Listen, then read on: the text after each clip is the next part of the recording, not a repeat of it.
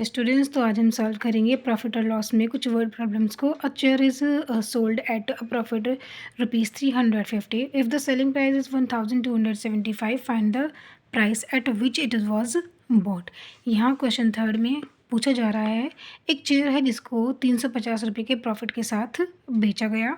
अगर उसका selling price 1275 है तो वो आपसे यहाँ पर कॉस्ट प्राइस पूछ रहा है कि उसको कितने में उसको ख़रीदा गया। ठीक है, सेलिंग प्राइस यहाँ पर गिवन है। जैसा कि हमने पहले वीडियोस में ये चीज़ डिस्कस की है कि जब आपसे कॉस्ट प्राइस पूछा जाए, किसके साथ, सेलिंग प्राइस के साथ और कॉस्ट प्रॉफिट के साथ। ठीक है, यहाँ पर क्या गिवन है, सेलिंग प्राइस आपको गिवन है और प्रॉफिट गिवन है। ठीक है, यहाँ पर जिस अमाउंट में उस चेयर को बेचा गया वो गिवन है। ठीक है, और बताया गया है कि उसको बेच करके कितने का प्रॉफिट हो रहा है, यहाँ पर 350 का।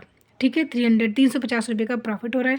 अब आपसे पूछा है कि कॉस्ट प्राइस क्या होगा, कितने में उसको ख़रीदा होगा। तो हम इसको सॉल्व करेंगे।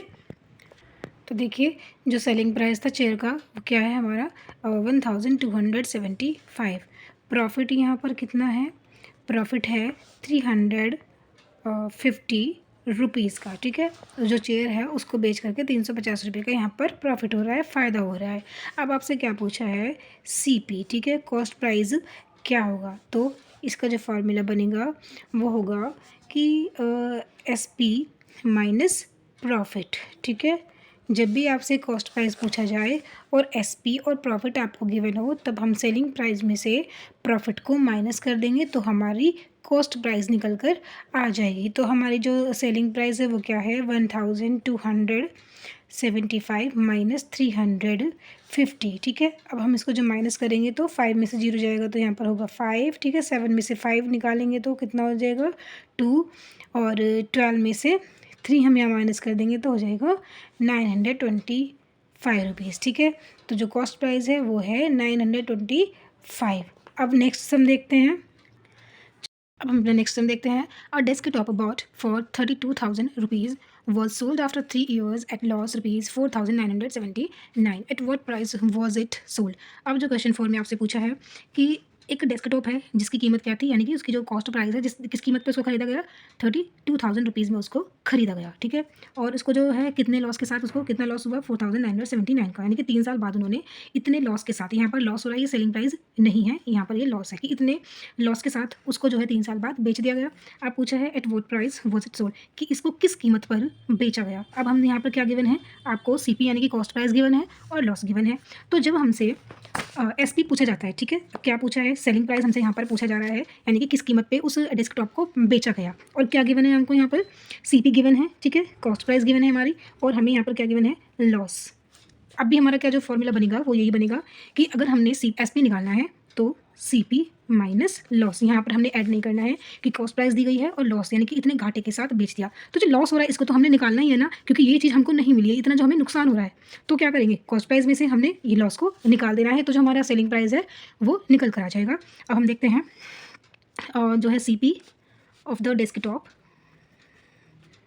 Is equal 32,000। Okay, and loss is equal 4,979। ठीक है, 4,979। अब हमने जो है क्या निकालना है, एसपी निकालना है, तो SP is equal 32,000 minus 4,979 is equal, तो एसपी हमारा हुआ 27,021। ठीक है, आई होप कि आपको ये समझ में आएगा। अब हम अपना जो नेक्स्ट सम है वो देखेंगे।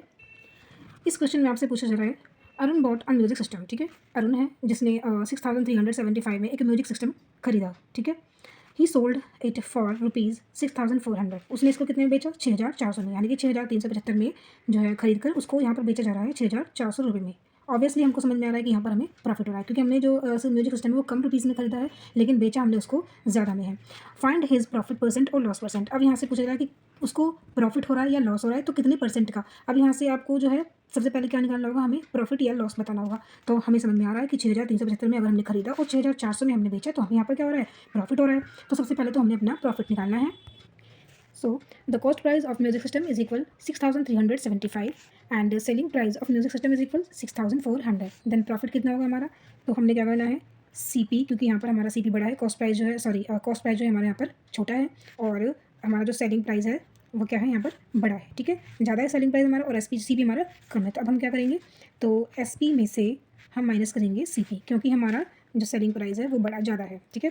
तो सेलिंग प्राइस कितना है, 6,400 माइनस 6,375 इज इक्वल तो 25 रुपीज़ का हमने यहाँ पर प्रॉफिट हो रहा है, ठीक है। अब आपसे प्रॉफिट परसेंटेज पूछा कि भाई उसको कितना परसेंट का प्रॉफिट हुआ। अब परसेंटेज निकालने के लिए हमें क्या करना है, प्रॉफिट परसेंट और लॉस परसेंट निकालने के हमें अपना फॉर्मूला लेना पड़ेगा। तो प्रॉफिट परसेंट का फॉर्मूला होगा हमारा, तो प्रॉफिट परसेंट का फॉर्मूला होगा हमारा प्रॉफिट अपॉन CP इंटू 100। अब हम यहाँ पर अपनी वैल्यू जो है पुट करेंगे, तो वैल्यू हमारा प्रॉफिट कितना है, हमें 25 का हो रहा है, अपॉन में हमारी कॉस्ट प्राइस रहेगी और कॉस्ट प्राइस हमारी कितनी थी, 6,375 इंटू हम कैसे करेंगे, 100 से करेंगे। और अब हम 25 से इन दोनों को कैंसिल कर देंगे, ये हमारा जो 6,375 है और 100 ये 25 से हमारा कैंसिल हो रहा है, तो 25 4 टाइम्स में ये 100 कैंसिल हो रहा है और यहाँ पर ये होगा कैंसिल 255 टाइम्स में ये कैंसिल हो जाएगा 25 से, ठीक है। तो अब हमने जो इक्वेशन मिल रही है वो क्या है, 25 अपॉन में 255 होगा हमारा इंटू 4, ठीक है। अब हम क्या करेंगे, ये जो दो नंबर है हमारे ये हमारे कैंसिल नहीं हो पाएंगे। अब हम इसको डायरेक्ट कैंसिल करेंगे किससे,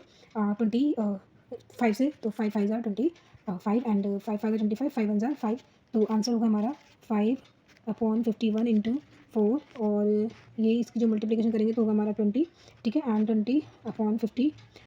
तो जो हमारे यहाँ पे इक्वेशन है 20/51, इसको जो है डिवाइड करके होगा हमारा 0.39%, ठीक है।